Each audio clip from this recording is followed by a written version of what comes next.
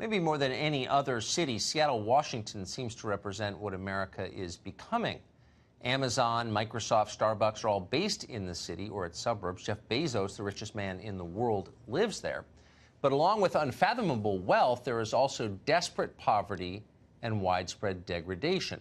Seattle's homeless population is surging. The city is suffocating under garbage produced by hundreds of homeless camps. Rather than take action, the city council has enabled the problem and even recently suggested the garbage is really left by middle-class residents who are trying to frame the homeless. A local news broadcast recently grabbed national headlines by warning that Seattle is dying.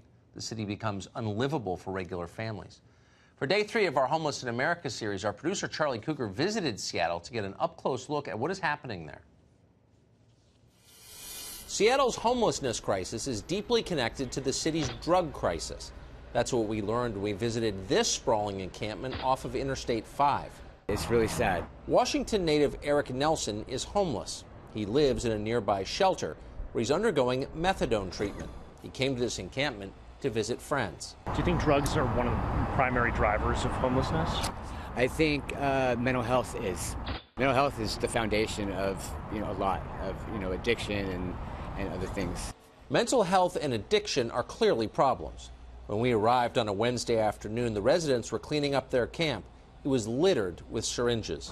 How many people would you say, like as a percentage of people living out here, are doing drugs? I would say a good 60%. That's maybe a little short, but benefit of the doubt. How easy is it to get heroin? Really, it's really easy. Even outside the I-5 camp, there was evidence of a drug epidemic throughout Seattle. Near a shelter downtown, we found this poster warning drug users about the dangers of fentanyl. Seattle is a kind of mecca for drug addicts. Washington State legalized marijuana, and Seattle's police force has a program that refers some low-level drug criminals to social services instead of jail. Like San Francisco, Seattle's city government has essentially decriminalized quality-of-life crimes. Misdemeanor citations have plummeted since 2009. Hey guys, going. The consequence? We'll see it for yourself. Here's a video of a man passed out in a popular park. This picture shows urine on a public staircase near City Hall. This picture shows human waste a few steps above that. Homelessness became more visible as Seattle's leaders became more lenient on petty crime. Because of their liberal attitudes and the mild climate, the city is a magnet for vagrants. Nelson thinks most of the people at the I-5 camp didn't grow up in the area. Probably about more than half. Probably not from Seattle. Homelessness is complicated. Drugs aren't the only cause. Take a look at this picture of people living in broken-down RVs. In the background, the world headquarters of Starbucks. Like most of the West Coast, Seattle's economic boom has not been distributed evenly. Not close. When wages at the low end of the economic spectrum fail to keep up with the rising cost of living, you wind up with a place where people living in their cars are flanked by billionaires like Jeff Bezos and Bill Gates.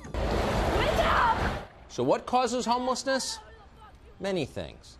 Drug addiction, economic hardship, illness. But one thing that everyone living on the street seems to have in common: broken families.